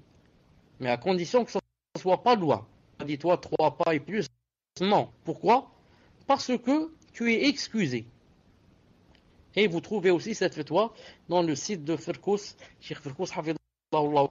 Naam. Voilà, si c'est juste prêt, comme dans le hadith. أيعجز أحدكم أن يعني يذهب عن يساره عن شماله أمامه قدامه. Mais à condition que ça soit prêt. Si c'est loin, tu es excusé. Tu continues et l'essentiel, tu ne laisses pas quelqu'un passer entre tes mains. Mais s'il passe à 1 mètre loin de toi, 1 mètre, 1 mètre et demi, il peut passer. L'essentiel, il me laisse là où je pose ma tête pour le soujoud. C'est-à-dire, il me laisse au moins 1 mètre devant moi. Naam. Tfadal. Naam, jazakallahu khair, cher. Et beaucoup ne savent pas par rapport à ça qu'on peut traverser devant un prieur tant qu'on ne traverse pas entre lui et où il se prosterne. Naam, jazakallahu khair, cher. Tfadal, cher. Naam, on profite donc pour apprendre aux gens, Inch'Allah Ta'ala. Donc, ne savent pas que, et tu lui laisses juste là où il pose sa tête pour le soujoud, et tu t'éloignes de sa tête à peu près, yani, disons 50 cm ou bien. Naam, c'est maximum. Le temps pour que, yani, il y ait une distance de, yani, comment on dit ça, où est-ce que passer? Alors c'est pour ça que tu trouves que certains, yani, qu'est-ce qu'ils font? Ils vont s'éloigner, yani, de je ne sais combien de mètres. Là, il te dit non, on ne peut pas passer. Regarde, il est en train de prier là-bas, alors qu'il est en train de prier à 5 ou 6 mètres de toi. Autre chose très importante, maintenant j'ai remarqué une chose, que dans beaucoup de mosquées ici en Algérie, je ne sais pas chez vous comment ça se passe, mais c'est étonnant. C'est étonnant, Afouane. C'est quoi? Quand on est en train de prier avec derrière l'imam, et par exemple il y a quelqu'un en retard, qu'est-ce que j'ai remarqué? J'ai remarqué, quand nous on dit salam alaikum, lui il doit se relever pour terminer ce qui lui manque, bien sûr. Donc il dit Allahu Akbar, il se lève. Mais ce que j'ai remarqué, c'est que quand il se lève, même s'il y a une sutra devant lui, une personne assise, ou encore mieux, il y a un mur, il y a un pilier de la mosquée, yani devant lui, yani à 1 mètre en face de lui, qu'est-ce qu'il fait? Malgré cela, il revient marche arrière et il cherche une sutra, ou bien il va à droite, ou bien il va à gauche. Ça m'a étonné. Surtout si part, revient marche arrière. C'est comme si, moi ce que je comprends, c'est que certains gens croient que si on quitte l'imam, quand il dit salam alaikum, on se lève, on doit automatiquement changer de place. Et on n'a pas le droit de terminer, de rattraper ce qui nous manque au même endroit. C'est ce que j'ai compris. Hein? C'est ce que j'ai compris. Wallahu alam. Subhanallah. La sutra est devant lui et il se lève et il part. Et il part chercher une sutra. Cheikh, si on pose une sutra devant lui, celui qui prie, s'il est déjà en salat. Naam, ma kash mouchkil. Tu prends une sutra, tu la poses devant lui, yani, pour que personne ne passe entre lui et sa sutra. Ça se fait bi'idhna ta'ala. Ensuite, on pose une question, dans le même, un complément, inshallah ta'ala. On a posé une question au Cheikh Al-Albani, rahimahullah. On lui a dit, quelqu'un qui rentre en retard, et qui sait qu'on l'a dépassé d'une rak'at ou deux, est-ce qu'il peut prendre d'avance une sutra et la mettre devant lui, pour se préparer comme ça, quand les autres terminent la salat, quand il se lève, il trouve déjà une sutra prête devant lui. Il a dit Naam, ça se fait, il n'y a aucune chose qui interdit cela. Vous pouvez trouver ça dans un des audios de Cheikh Al-Albani rahimahullah ta'ala que j'ai entendu moi-même. Tfaddal. Naam, jazakallahu khair ya Cheikh. Prochaine question. Mais pour en complément, Cheikh, la sutra c'est une coudée, c'est ça la grandeur d'une sutra, c'est une coudée. Tfaddal Cheikh. Une coudée, je ne sais pas ce que tu veux dire par une coudée, mais c'est minimum un demi-mètre. 45 cm et quelques. Yani minimum un demi-mètre, bi'idhnillah subhanahu wa ta'ala. C'est ça. Et la sœur de Jins al-Amal, elle n'est pas avec nous, je crois. La sœur de Jins al-Amal qui m'a posé la question sur Jins al-Amal. Tfaddal. Donc, prochaine question. Jazakallahu khair ya Cheikh. Prochaine question. Question qui demande: j'aimerais savoir si une femme a le droit d'apprendre le Coran d'un homme étranger qui a une ijaza, tout en respectant les conditions, c'est-à-dire qu'il ne se parle pas, qu'il ne se voit pas, etc. Et a-t-elle le droit de lui réciter le Coran ou poème pour qu'il la corrige? Barakallahu fikum, Cheikh. Fadl Cheikh. De préférence, non. Je réponds à cette question, je dis de préférence, non. Alors, chez une femme, elle apprend chez une femme. Non, elle n'apprend pas, elle ne récite pas comme ça devant un. Non, c'est ce que j'ai lu de ce qu'ont répondu les savants. Bi'idhnillahi subhanahu wa ta'ala. Tfaddal. Jazakallahu khair ya Cheikh. Prochaine question qui demande concernant ce verset dans le sens rapproché. Donc, Akhi Fawzi, si tu peux le faire un copier-coller sur le salon. Surat Al-Ghafir, verset 11. Ils diront: notre Seigneur, tu nous as fait mourir 2 fois et redonner la vie 2 fois. Nous reconnaissons donc nos péchés. Y a-t-il un moyen d'en sortir? À quoi correction c'est À quoi correction À quoi correspond, je pense que vous voulez dire, à quoi correspond ces 2 morts et ces 2 vies également? Cher, existe-t-il d'autres créatures comme le paradis et l'enfer qui ne disparaîtront jamais ou ne mourront jamais? Barakallahu fikum. Donc la question est: y a-t-il un moyen d'en sortir? Donc c'est la fin du ayat. Après elle dit: à quoi correspondent ces 2 morts et ces 2 vies également? Cher, existe-t-il d'autres créatures comme le paradis et l'enfer qui ne disparaîtront jamais ou ne mourront jamais? Diront, le verset, ils diront: notre Seigneur, tu nous as fait mourir 2 fois et redonner la vie 2 fois. Nous reconnaissons donc nos péchés. Ça, c'est Yom al-Qiyamah. Allah Ta'ala, vous savez que toute personne, yani nous tous, Allah Ta'ala nous a fait mourir 2 fois. On va mourir 2 fois et donner la vie 2 fois. Comment cela? Il nous a fait mourir 2 fois. La première, quand on était dans le néant. On était mort, on n'existait pas du tout. Et la deuxième mort, c'est quand on va mourir après avoir vécu la dunya. Il viendra un jour où tous on va mourir. Donc, Yom al-Qiyamah, tu peux dire à Allah Ta'ala: tu m'as fait mourir 2 fois. Une fois dans le néant, une fois après avoir vécu. Et la deuxième, tu nous as fait donner la vie 2 fois. La première vie, quand on est sorti du ventre de nos mères. La deuxième vie, quand on va sortir de la tombe. Quand on va sortir de la tombe pour aller rencontrer Allah subhanahu wa ta'ala. Il y avait une deuxième question dans celle-là. C'est quoi? Est-ce que tu peux écrire quelque chose? Tu peux écrire quelque chose pour me rappeler. Je pense qu'il y avait quelque chose avec ça. Voilà.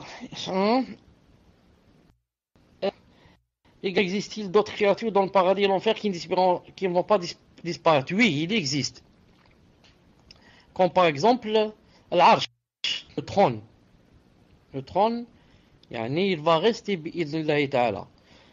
Les houris, qui sont dans le paradis, tout ce qu'il y a à l'intérieur. Et les savants ont fait comme ça, comme un vers, comme ça, poésie, comme ça, comme un vers, où ils ont cité 7 choses. Ils ont cité 7 choses. Le paradis, l'enfer, le trône, les houris, et les 3 autres, je les ai oubliés, bi'idhnillahi ta'ala. Tfaddal.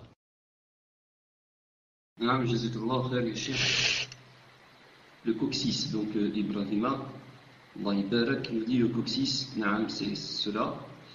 Donc on va poser la prochaine question qui est un peu longue. Je tiens à vous remercier pour le temps que vous nous accordez et pour votre réponse pour la prière allongée. Cela m'a facilité et apaisé le cœur. Alhamdulillah. Je n'ai pas jeûné cette année dû à un problème de santé et je veux peut-être être opéré en décembre avec la rééducation. Je ne sais pas si je pourrai rattraper. Ma question est, est-ce que je peux dès maintenant nourrir un pauvre pour chaque jour non jeûné ou je dois attendre vu qu'il y a une éventualité que je puisse rattraper à temps? Est-ce que je peux nourrir un pauvre pour chaque jour non jeûné et aussi rattraper si mon état de santé me le permet ou je dois attendre un mois avant le prochain mois de Ramadan? Et dès que j'ai la certitude, si je peux rattraper mon jeûne, nourrir un pauvre, pour chaque jour non jeûné, je fais selon mon état de santé. J'ai peur de me retrouver dans une situation où j'ai des difficultés de santé et à rechercher des nécessiteux ou de nourrir avec une dette d'un mois de jeûne. Vu mes problèmes de santé, je ne peux me déplacer aux assises de science et le fait de pouvoir être avec vous de mon lit est un bien. Qu'Allah Azza wa Jal vous récompense pour vos cours. On demande qu'Allah Azza wa Jal te donne la guérison, cher frère, et te facilite dans cette épreuve. Tfaddali, cher.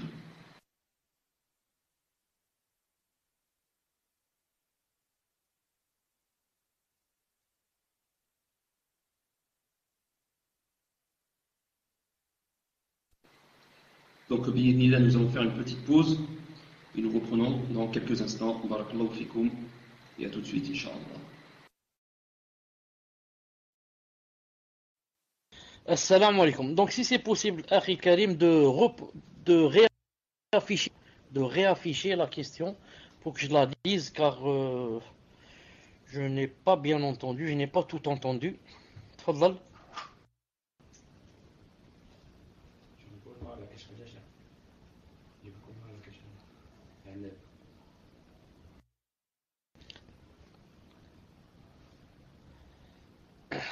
Je tiens à vous remercier pour le temps, etc.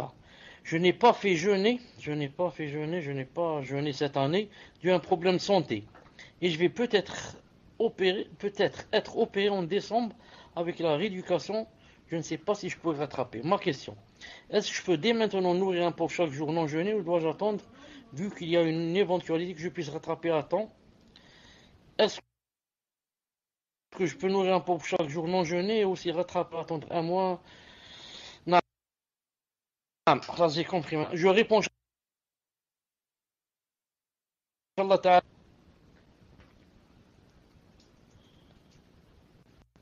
Est-ce que vous m'entendez? 1, 2, 1, 2, 1, 2, 1, 2, et je reviens. C'est 1, 2, 1, 2, je reviens. Vous m'entendez? Alhamdoulilah, donc c'est bien. Je dis à cette personne, Awalan, as'Allah al-Azim, Rabb al-Arsh al-Azim yashfiyek. Et deuxièmement, ne te chagrine pas, Akhi. Ne te chagrine pas, Akhi. Les meilleures créatures qui sont les Anbiya, les prophètes et les messagers, sont tombés malades. Des années et des années. Et Youb alayhi salam, 13 années de maladie. C'est une épreuve. Et tu es en train d'expier les péchés. Et si tu escomptes la récompense chez Allah Azza wa Jal, ça va même marquer des hasanat bi'idhnillah subhanahu wa ta'ala.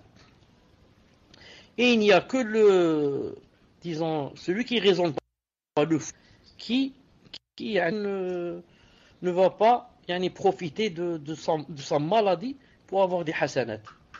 Donc, étant malade, est-ce que moi je peux faire quelque chose? Je peux rien. Ça vient d'Allah subhanahu wa ta'ala. Donc, au lieu de blâmer le décret d'Allah Azza wa Jalla, le destin, etc., et avoir des sayyi'at, avoir des péchés. Pourquoi ne pas agréer et dire Alhamdulillah, qaddarallahu ma shafa'al, Alhamdulillah ala kulli hal, ça vient d'Allah subhanahu wa ta'ala, je dois patienter, et se remplir de hasanat, insha'Allah ta'ala. Deuxièmement, je te dis, insha'Allah ta'ala, wallahu ta'ala alam, laisse jusqu'à l'opération passe. Ensuite, après l'opération, on verra. Et ensuite, il y a une chose très importante. Le prophète, sallallahu alayhi wa sallam, man yatahara al-khayra yu'ta. Man yatahara al-khayra yu'ta. Wa ma ash-sharr yuqa. Ça veut dire quiconque espère le bien, il l'aura. Toi, maintenant, pense du bien en Allah Ta'ala et espère de lui le bien et que l'opération réussira et que, Inch'Allah Ta'ala, tu vas attraper les jours. Maintenant, si après l'opération, qaddarallahu ma shafa'al, ça n'a pas marché, et tu sens que qaddarallahu ma shafa'al, ça s'est aggravé, dans ce cas, nourris le pauvre bi'idhnillah subhanahu wa ta'ala. Wallahu ta'ala a'lam. Et déjà, même s'il se passe quelque chose là, qaddarallah, et que la personne meurt, une personne meurt, je ne parle pas de toi, au moins il avait dans l'intention qu'il voulait rattraper bi'idhnillah ta'ala. Tfaddal. Jazakallah khair, Cheikh. Prochaine question. Question qui demande Ya Cheikh, qu'Allah vous rétribue en bien ainsi que les ennemis. Voici la question d'une sœur. Je suis une sœur mariée à un polygame, ayant des enfants et dont la première femme réside au Maroc. Je viens de m'installer avec mon mari, walillahi alhamd, et il fait des allers-retours pour me voir ainsi que la première femme. Il y a souvent des prises de tête dues à ma jalousie et celle de ma coépouse, mais ma jalousie est plus excessive. Tout cela lui fatigue. Je lui ai donné le conseil de faire attention, d'être juste dans ses dépenses, et il l'a mal pris en disant que je le prenais pour un injuste, et qu'il ne voulait pas être tordu envers Allah, et qu'il fallait trouver une solution. Par la suite, il me confie qu'il voulait se remarier avec une troisième épouse, et que ni moi, ni sa première femme ne le stopperaient dans le fait qu'il prenne une troisième femme, et que c'est en faisant cela qu'il apaisera toutes les tensions, supposant que tout ceci est dû à ma jalousie, alors que j'étais prête à faire des efforts et trouver des solutions avec ma coépouse. Selon moi, une troisième femme ne ferait qu'augmenter ma jalousie et je ne serais pas heureuse. Il m'affirme que ni moi, ni ma coépouse n'aurons le choix et que nous serions dans l'obligation d'accepter son choix. Quel est votre avis sur ma situation actuelle et quel conseil pourriez-vous me donner, premièrement à moi et à mon mari, cher, afin que je ne prenne pas une décision qui pourrait encourir la colère d'Allah, et sachant que mon mari a rédigé un écrit où il mentionne qu'il ne prendrait pas d'autres épouses. Est-ce que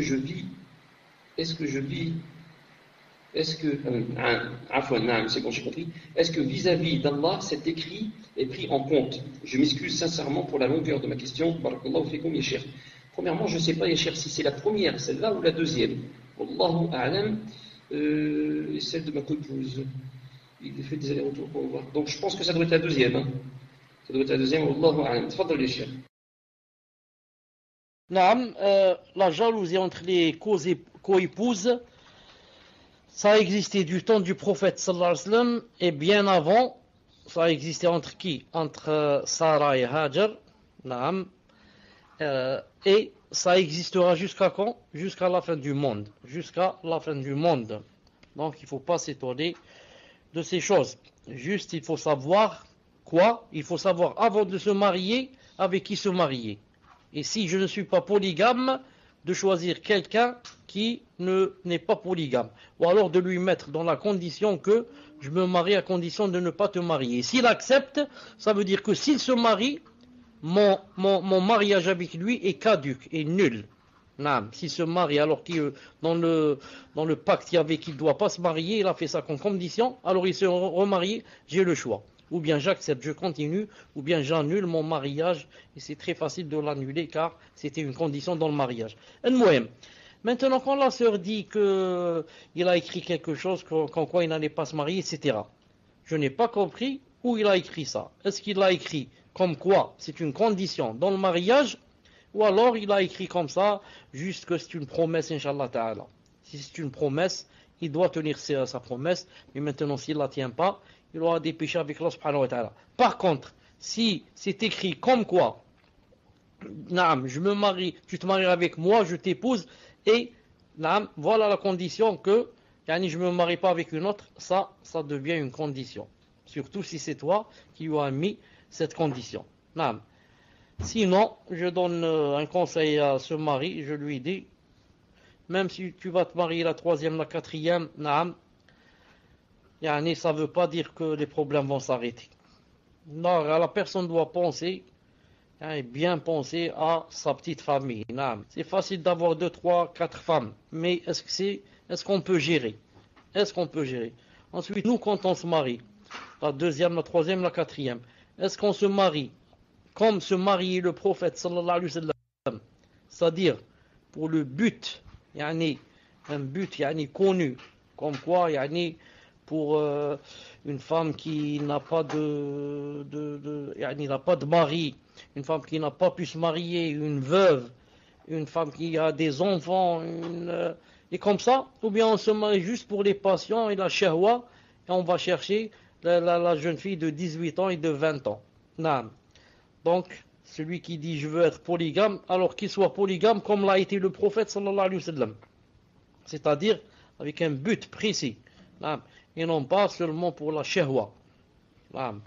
Wallahu ta'ala alam, et que Allah subhanahu wa ta'ala te fasse patienter. Ce n'est pas facile, bi'idnillahi ta'ala. Naam. Tfadlal.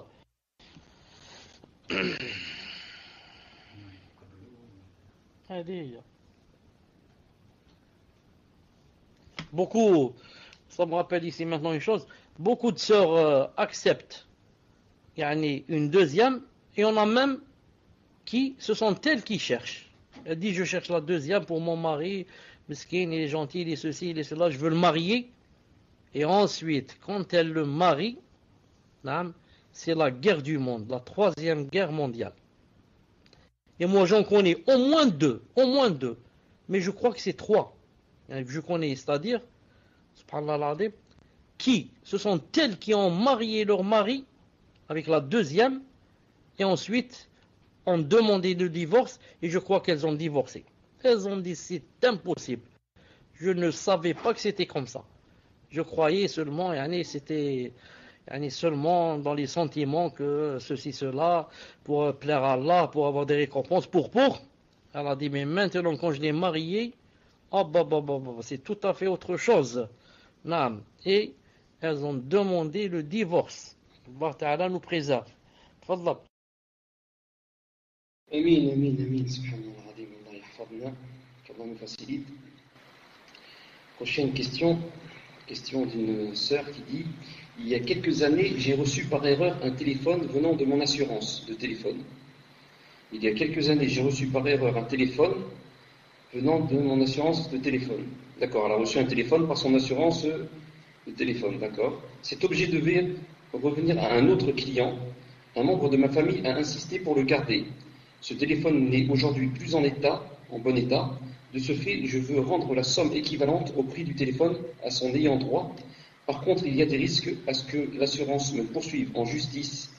Dois-je prendre mes responsabilités et rendre la somme d'argent au risque d'être poursuivi en justice? Ou puis-je tout simplement donner cette somme en aumône à un musulman dans le besoin en mettant comme intention que cette œuvre revienne au propriétaire, l'entreprise? Pouvez-vous également demander au shir de nous rappeler quelles sont les conséquences pour l'au-delà pour ceux qui gardent injustement les biens d'autrui, afin que je fasse écouter aux membres de ma famille? On me dit en PV que... Oula, je suis en PV, c'est-à-dire... mon gendre m'a dit, Sahim Abou Fawzan a les noms des 7 créatures qui ne périssent pas, que j'avais cité tout à l'heure. J'ai dit, j'en connais 3 ou 4, les autres je les ai oubliés. Est-ce que c'est possible de ficher bi'idhnillah subhanahu wa ta'ala? En même temps, c'est un rappel pour nous. Bien sûr, il n'y a pas un hadith sahih en ce sens. Mais c'est les savants de la Aqidah qui ont cité cela dans leurs livres. Et ils ont dit que d'après ce qu'on connaît, etc., voilà les 7 qu'on a appris de par ceux qui l'ont précédé. Les 7 choses ne disent pas. Wallahu ta'ala alam. J'avais quitté le salon, je me suis déconnecté. Est-ce que c'est possible de les réécrire, Inch'Allah Ta'ala? Al-Jannah, Al-Nar, Al-Arsh, Al-Kursi, voilà le Kursi, je ne l'avais pas cité. Al-Sour, Al-Sour, Al-Sour c'est la trompe. Al-Qalam et le Lawh al-Mahfouz. Naam. Naam, dans Sharh Sunnah, ça, je les ai lus dans Sharh Sunnah, c'est vrai. Reste que, Wasmo, le Kursi. Le Kursi, d'après l'avis le plus juste, c'est le repose-pied. C'est le repose-pied, bi'idhnillahi ta'ala. Taïb. Jazakallahu khairan, barakallahu. Maintenant, je réponds à la... Naam. Il a Ajb al-Dhanab. Naam, ça c'est quelque chose qui s'appelle le coccyx, quelque chose comme ça, qui se trouve dans la dernière, je crois, vertèbre de la colonne vertébrale du dos. C'est de cette vertèbre qu'on a été créé, et c'est d'elle qu'on sera, binna ta'ala, recréé, yani, une autre fois. Voilà, on va être recréé une autre fois d'elle, bi'idhnillahi ta'ala, car c'est nous qui allons revenir. Allah Ta'ala ne va pas créer un autre corps qui nous ressemble là. Non, c'est nous qui allons revenir. كما بدأنا كل خلق نعيده كما بدأناكم تعودون. نعم. Donc comme Allah Ta'ala nous a créé, on va revenir بإذن تعالى. كما بدأنا كل خلق نعيده. طيب. Maintenant pour la personne qui a parlé de son téléphone, etc. Si vraiment elle a peur d'être demandée et poursuivie par la justice et qu'elle risque, je ne sais quoi, des milliers d'euros ou alors même la prison, alors, donc il ne lui reste que la solution, comme elle a dit, de donner son équivalent avec la niya que c'est pour le propriétaire du téléphone, de la société d'assurance. Mais, s'il y a, et je pense qu'il y a, Allah Ta'ala, peut-être un autre moyen, s'il y a par exemple comment leur faire parvenir le téléphone, par exemple, par une tierce personne. Par exemple, m'envoyer avec une personne et dire que, par exemple, voilà, on a trouvé ce téléphone, est-ce que je pense que c'est le vôtre là, et le rendre. S'il y a moyen, Wallahu Alam, vous êtes là-bas, vous savez mieux que moi, s'il y a un moyen ou il n'y a pas. S'il y a un moyen, on le rend à la personne elle-même, comme j'ai dit. Mais il n'est plus en bon état, cher. Il n'est plus en bon état. Ça, on peut acheter un autre en bon état, du même état que celui qu'on m'a donné. Si on m'a donné un neuf, j'achète un neuf. Si on m'a donné une bonne occasion, j'achète une bonne occasion, et comme ça. Si je peux. Sinon, c'est la dernière chose que j'avais dit, c'est de donner au nom mon avec l'intention que c'est pour eux. Wallahu ta'ala alam. Enfin je dis, toute personne qui a une chose qui appartient à autrui et qui ne lui a pas rendu, si elle meurt, si cette personne meurt et détient toujours cette chose, ce sera un problème pour elle, Yawm al-Qiyamah. Ce sera un problème pour elle, Yawm al-Qiyamah. Elle n'a pas rendu le dépôt.